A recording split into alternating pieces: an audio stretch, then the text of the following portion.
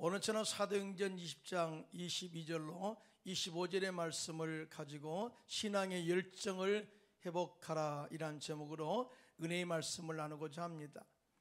우리 교회의 표어는 신앙의 열정을 회복하여 열매 맺는 제자가 되자 이렇게 선포하고 출발했습니다. 열정은 가슴을 뛰게 하는 에너지라고 말할 수 있습니다. 또한 열정이란 내가 이루어야 할 목표를 향해 달려갈 때 많이 힘이 들고 어려운 일들을 만날 수도 있겠지만 거기서 멈추거나 포기하지 않고 어려운 환경에 도전하여 다시 일어설 수 있게 하는 활력이라고 말할 수 있습니다. 그런 의미에서 신앙에는 반드시 열정이 필요하다는 것이죠. 오늘 본문에 등장하는 사도 바울은 신앙의 열정으로 충만한 사람이었습니다. 그런 예수님께 자신을 이방인의 사도로 부름받은 이 사명의 열정을 가슴에 품고 어떠한 환경에서도 뒤로 물러서지 않고 복음을 전파하는, 또한 믿음의 선한 싸움을 싸우고 사명을 완수한 믿음의 승리자로 소개를 하고 있습니다. 새해를 맞이해서 우리 역시 정말 신앙의 열정을 회복해야 될 줄로 믿습니다. 자, 그러면 신앙의 열정을 회복하기 위해서는 우리가 어떻게 해야 할까요? 첫째로 성령으로 충만하여 성령에 붙들려 살아야 한다고 가르치고 있어요.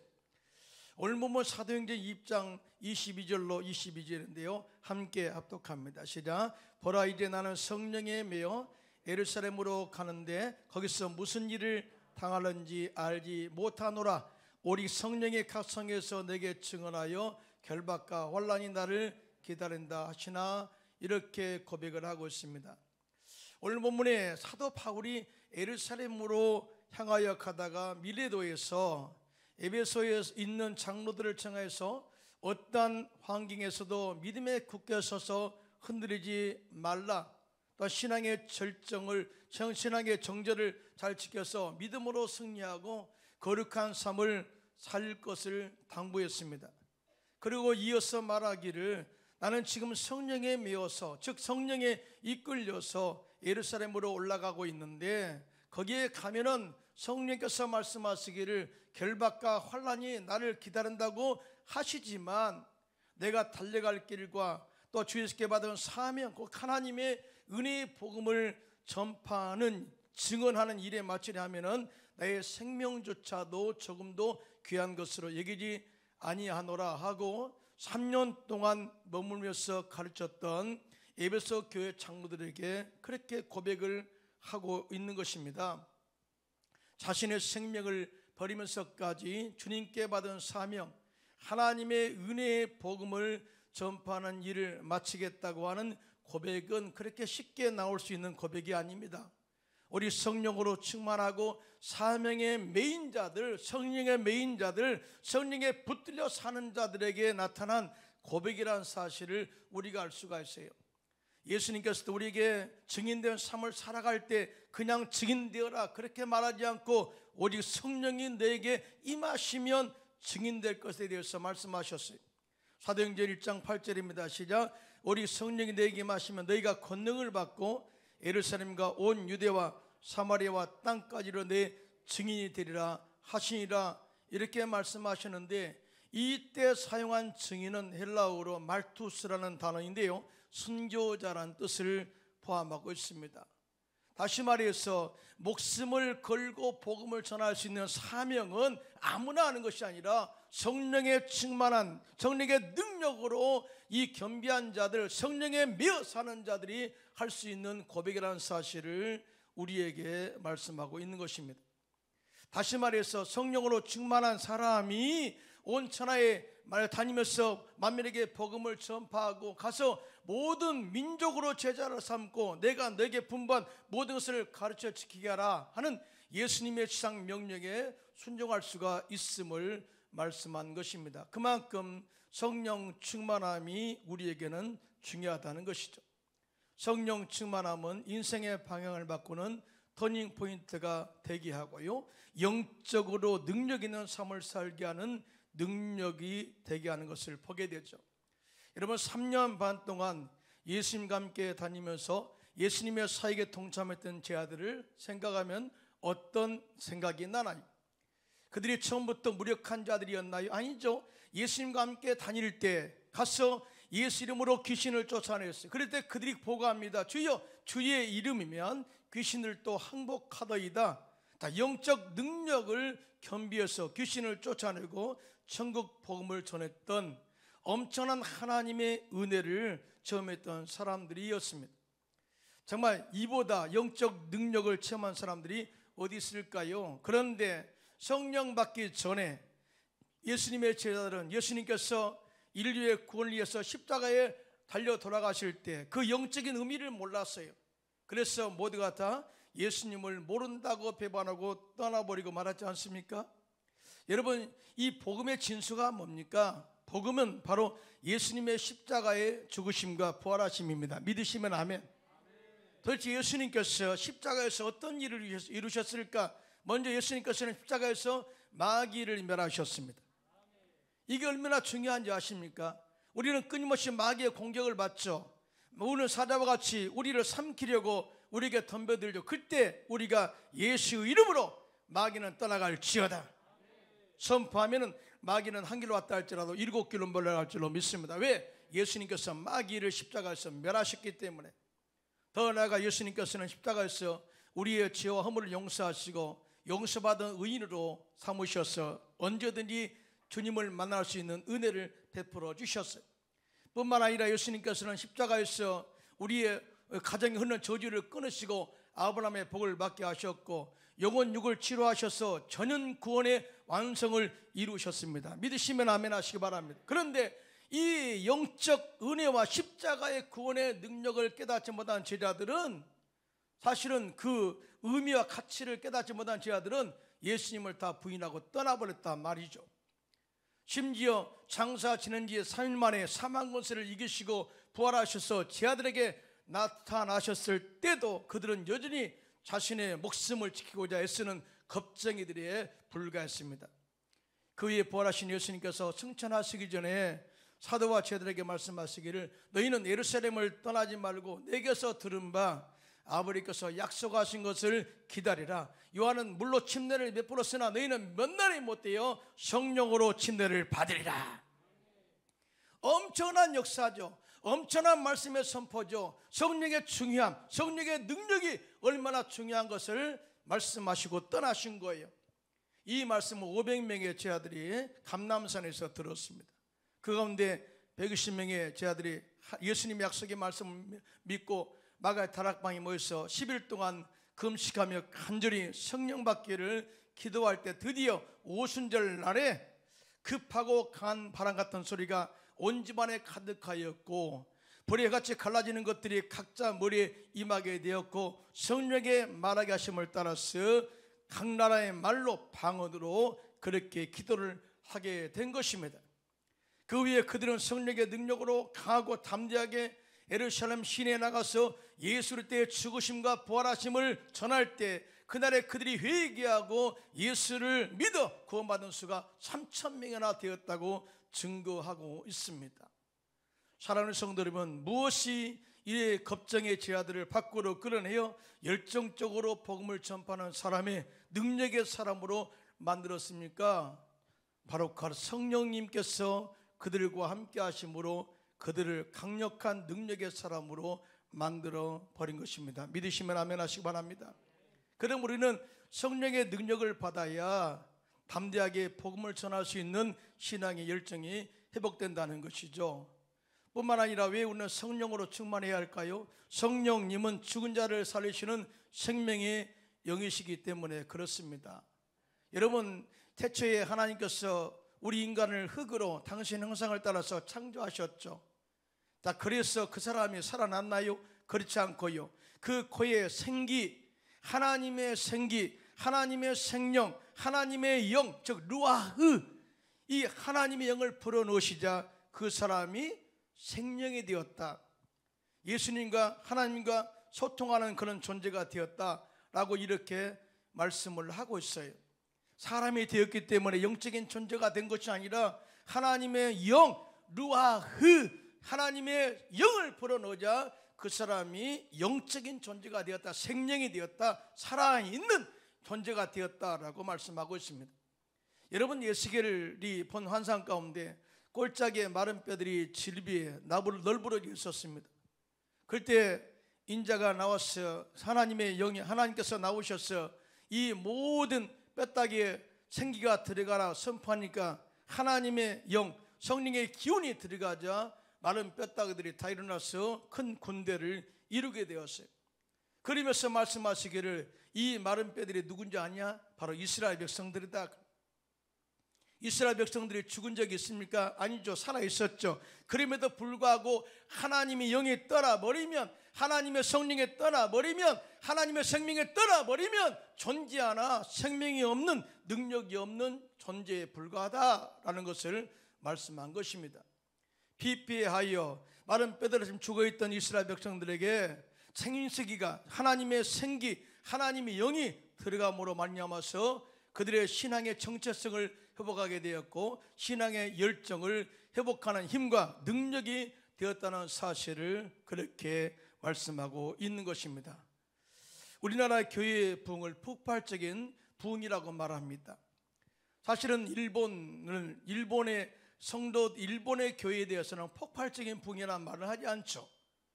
여러분, 일본은 우리보다 100년이 앞서서 복음을 받아들였어요. 그럼에도 불구하고 일본이 폭발적인 부흥을 일으켰다, 그렇게 들은 적은 없습니다. 또한 우리나라도 중국을 통해서 복음을 받아들였죠. 성경의 번역도 사실은 한문에서 번역해서 들어왔죠. 자, 중국 역시 우리보다 복음을 먼저 받아들였지만 이 중국이 폭발적인 부흥을 이루었다라고 하는 말을 들어본 적이 없습니다. 특별히 대한민국의 이 교회는 폭발적인 부흥을 일으킨 교회라고 전 세계에 알려져 있죠. 특별히 70년도, 80년대 부흥은 사람들의 눈에 띄게 나타난 현상들이 있는데 기도운동입니다. 금요, 철야, 기도운동, 새벽 기도운동 뿐만 아니라 전도를 열심히 했죠.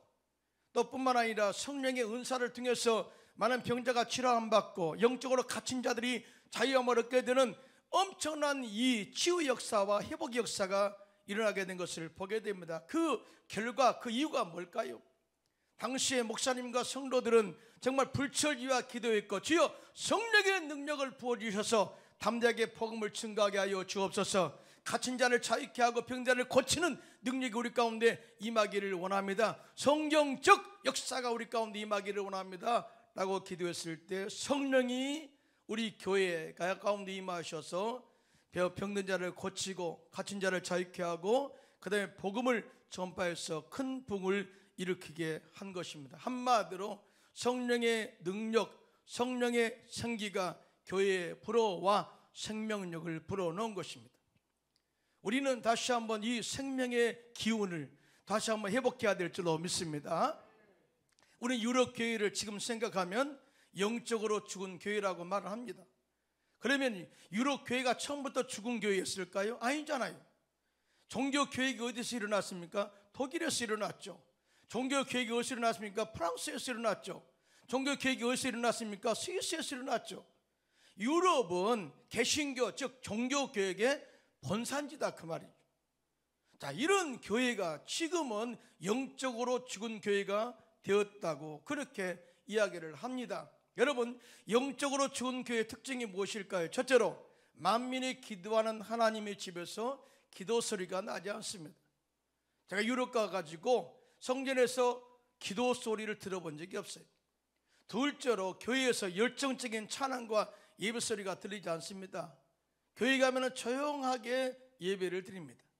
셋째로 윤리적인 삶의 행위는 강조하면서도 생명의 말씀인 십자가의 복음은 선포하지 않습니다. 교회는 영적으로 생명을 살리는 것인데요, 이 예수 그리스도의 십자가의 복음이 들어가야 죽은 영이 살아나는데 윤리적 도덕적인 말씀은 선포되지만 십자가의 복음은 선포되지 않아요.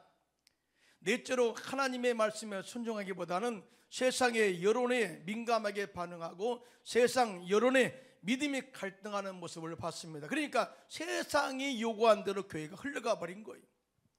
여러분, 우리의 신앙의 이 모든 중심은 성령의 중심, 말씀 중심, 하나님 말씀 중심으로 살아야 될 줄로 믿습니다. 이 말씀이 기준이 돼야 된다 그 말이죠. 그런데 말씀이 기준이 아니라 세상의 여론의 믿음이 흔들려 버렸어요. 세상에 좋아하는 교회로 흔들려 버렸어요. 도대체 성령의 능력이 나타나지 않으니 교회가 십자가의 가치를 깨닫지 못해서 복음을 전파하지 않습니다. 이러한 영적 침체가 계속 지속되다 보니 유럽 교회는 붕이 사라져 버렸고 지금은 옛 전통과 명성만 자랑하는 박물관 교회 무제임 처치가 되어서 사람들을 관광하는 처소로 변해버리고 만 것입니다.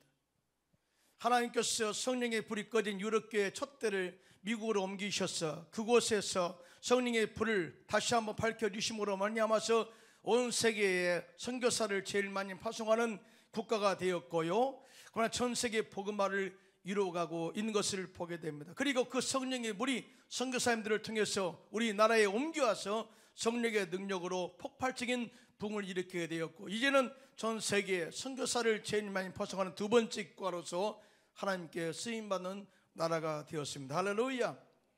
크게 아멘 합시다.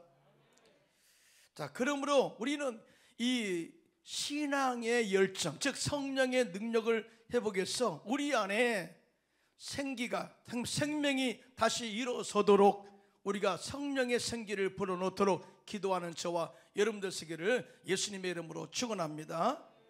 예수님께서는 신앙의 처음 사랑과 신앙의 열정을 잃어버렸던 에베소 교회에 대해서 내가 회개하지 않고 어디서 그의 신앙의 열정이 떨어지는가를 우리가 밝혀내고 회개하지 않으면 너의 촛대를 옮겨버리겠다고 말씀하셨습니다.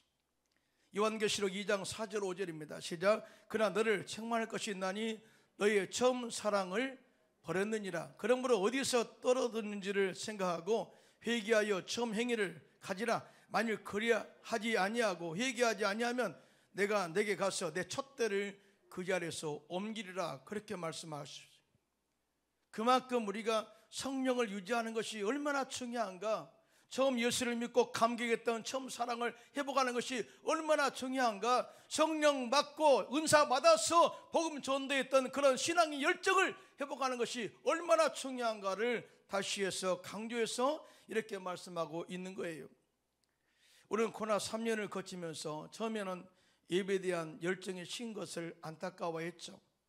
마스크를 다 입에다 이렇게 세워놨으니까 기도하지 못한 그런 안타까움을 가지고 기도의 열정을 회복하기 위해서 기도한 적이 있습니다.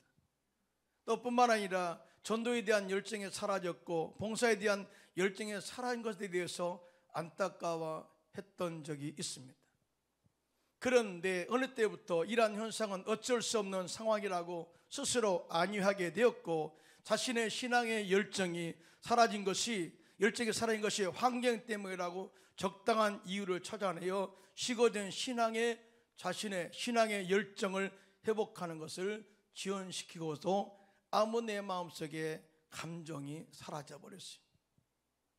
그러나 우리는 다시 기도의 열정을 회복해서 성령 충만함으로 잃어버렸던 신앙의 열정을 회복해야 될 줄로 믿습니다. 이것은 힘과 능력과 지식으로 되는 것이 아니라 오직 하나님의 거룩한 성령의 능력으로만이 가능하다는 것을 꼭 기억하시고, 첫째도 성령 충만, 둘째도 성령 충만, 셋째도 성령 충만하시기를 예수님의 이름으로 축원합니다.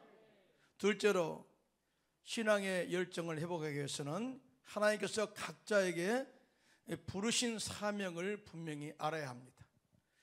오늘 본문 사도 바울은 사도행전 20장 24절에 시작. 내가 달려갈 길과 주 예수께 받은 사명 곧 하나님의 은혜의 복음을 증언하는 일을 마치려 하면은 나의 생명조차 조금도 귀한 것으로 여기지 아니하노라. 이렇게 고백을 하고 있는데요, 사명은 무엇일까요? 사명은 영어로 미션이라고 그러죠. 미션. 우리가 이 미션이라는 것을 선교라고 이야기하죠. 사명은 미션이. 사명은 내가 복음을 전하는 것, 이 사명, 이렇게 미션이라고 말하는데, 정확하게 말하면 사명은 조직이나 개인에게 맡겨진 임무로서 달성해야 할 목표다. 사명이라는 것은 개인에게도 있을 수 있고 조직에게도 공동체에도 있을 수 있는데요, 이것은 그에게만 주어진 임무라는 거예요. 그에게만 맡겨진 임무라는 거예요. 그러면서 이거는 반드시 달성해야 할 목표다. 중간에 포기하는 것이 사명이 아니라 어떤 환경 가운데서 반드시 달성해야 할 목표가 바로 사명이다, 미션이다, 이렇게 말씀을 하고 있어요. 예를 들면 세상적 사명을 이야기해 볼까요? 의사로서의 사명은 병든 자를 고치고 치유하여 살게 하는 것이 사명이겠죠. 만약에 의사가 사람을 살리지 못한다, 고치지 못한다, 그러면 의사로서 퇴출되겠죠. 운동선수에게 사명이란 자신의 기량을 최대한 발휘해서 팀을 승리로 이끄는 것이라고 할 수 있습니다. 만약 그런 사명의 열정이 없다면 그 선수는 팀에서 퇴출될 것입니다. 사도 바울은 이 사명을 개인적 사명으로서 그렇게 봤습니다. 하나님이 예수님을 통해서, 예수님이 나에게 이 이방인의 사도로 세운 것은 사명이다. 하나님의 은혜의 복음을 전하게 하는 것은 사명이다. 이렇게 고백하면서 이 사명 완수를 위해서 자신의 생명조차 버릴 각오로 하겠다고 고백하고 있는데요, 이것은 사명자의 자세가 어떤 모습으로 감당해야 할 것을 우리가 감당해야 되는가를 이 사명자의 모습을 볼 수가 있어요. 사명자는, 사명이 분명한 사람은 절대로 세상과 타협하지 않습니다. 동의하시면 아멘 하시기 바랍니다.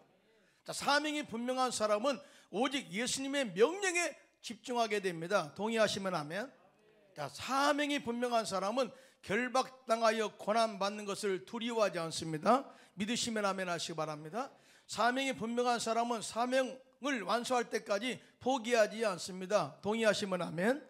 사명이 분명한 사람은 그 사명을 완수함에 있어서 목숨까지도 버릴 각오로 사명의 완성을 이루어냅니다. 믿으시면 아멘 하시기 바랍니다. 사명이 분명한 사람은 그 일을 기쁨으로 감당해낸다는 거예요. 여러분, 사도 바울이 복음을 전하면서 스스로 나는 이 길을 잘못 갔어, 후회해, 그런 이야기를 한 적이 있나요? 한 번도 그런 적이 없어요. 항상 내 삶 속에 고난이 있고 죽음이 기다려도 나는 어떠한 상황에서도 주님께서 내게 맡겨진 사명, 하나님의 은혜의 복음을 전하는 일에 집중해서 그렇게 살겠던 모습을 보게 되는데요, 사도 바울이 전도여행 중에 가이사랴의 빌립 집사의 집에서 여러 날 머물러 있었습니다.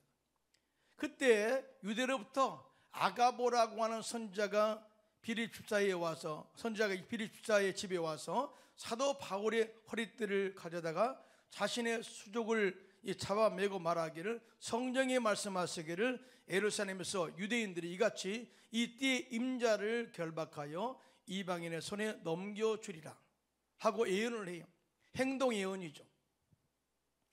이는 당시에 아가보 선지자의 예언은 확실했어요. 모두가 다 정말 이 말에 충격을 받습니다. 사도 바울이, 우리의 믿음의 선생님이 예루살렘에 가면은 유대인에게 결박당하여 이방인에게 넘겨준다고? 그러면 가면 안 되지, 이렇게 생각하고 한 마음을 품고 사도 바울에게 말하기를 예루살렘으로 올라가지 마세요 하고 간곡히 권합니다. 간곡히. 그때 사도 바울이 그들에게 다음같이 말을 하게 되는데요, 사도행전 21장 13절로 14절 함께 크게 합독합니다. 시작. 바울이 대답하되 여러분이 어찌하여 울어 내 마음을 상하게 하느냐? 나는 주 예수의 이름을 위하여 결박당할 뿐 아니라 예루살렘에서 죽을 것도 각오하였노라 하니 그가 권함을 받지 아니하므로 우리가 주의 뜻대로 이루어지다 하고 그쳤노라 하고 증언을 하고 있습니다. 무슨 말입니까? 나는 이미 주님께서 내게 맡겨진 사명에 집중하고 있어요.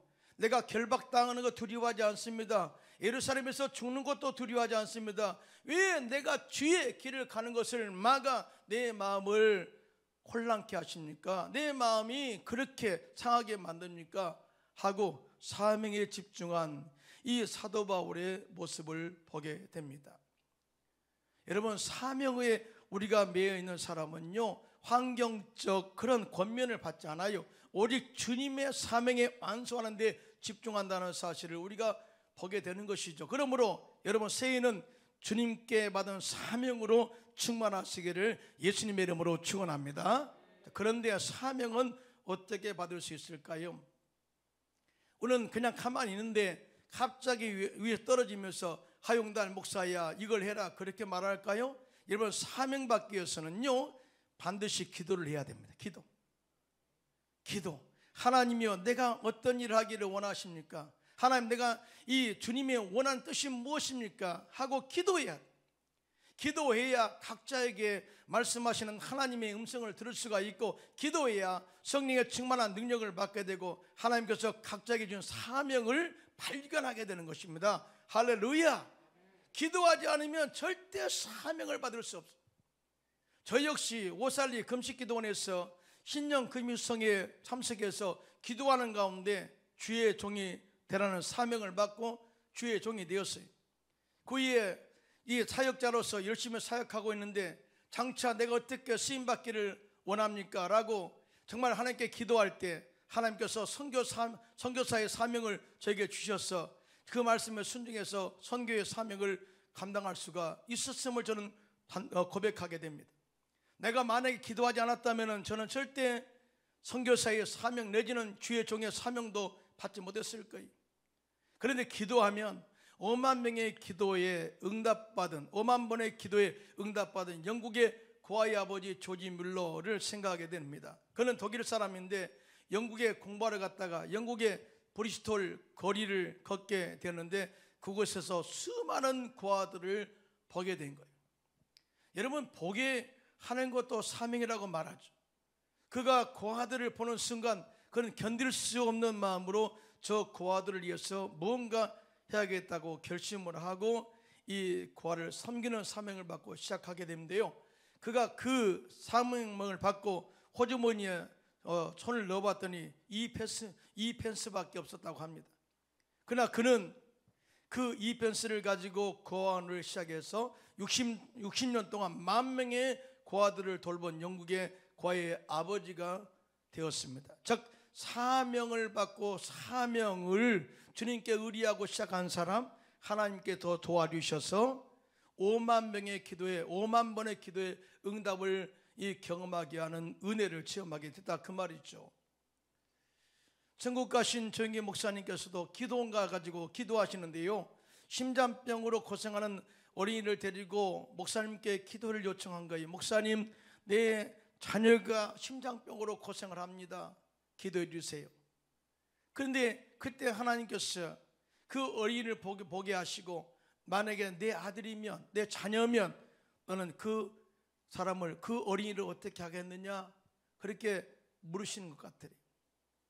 그래 목사님께서 그 심장병 어린이를 도와라 나는 그런 음성을 듣고요. 그때 성도들과 함께 폐지를 모아서 수많은 어린이들을 심장병으로 고생하는 어린이들의 생명을 살리는 사명을 감당하게 한 것을 보게 됩니다. 여러분 전도도 마찬가지입니다. 억지로 하면 의무가 되죠. 억지로 하면 의무가 되지만 주변을 돌아보면 복음이 필요한 사람들을 보게 하시고 그들에게 복음을 전해서 영혼을 살려야 되겠다고 하는 이 마음을 갖게 하는 것은 사명입니다. 할렐루야. 이 사명으로 복음을 전하면 영혼이 살아나게 되는 거예요.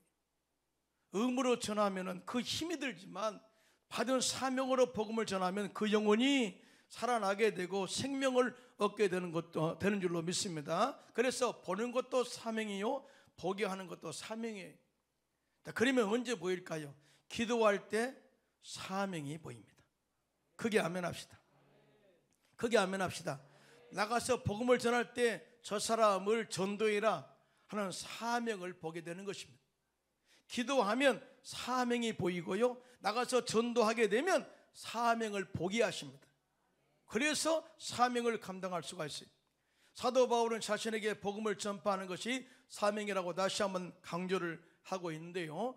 고린도전서 9장 16절로 17절입니다. 시작. 내가 복음을 전할지라도 잘할 것이 없으면 내가 부득불할 일임이라. 만일 복음을 전하지 아니하면 내게 화가 있을 것이로다.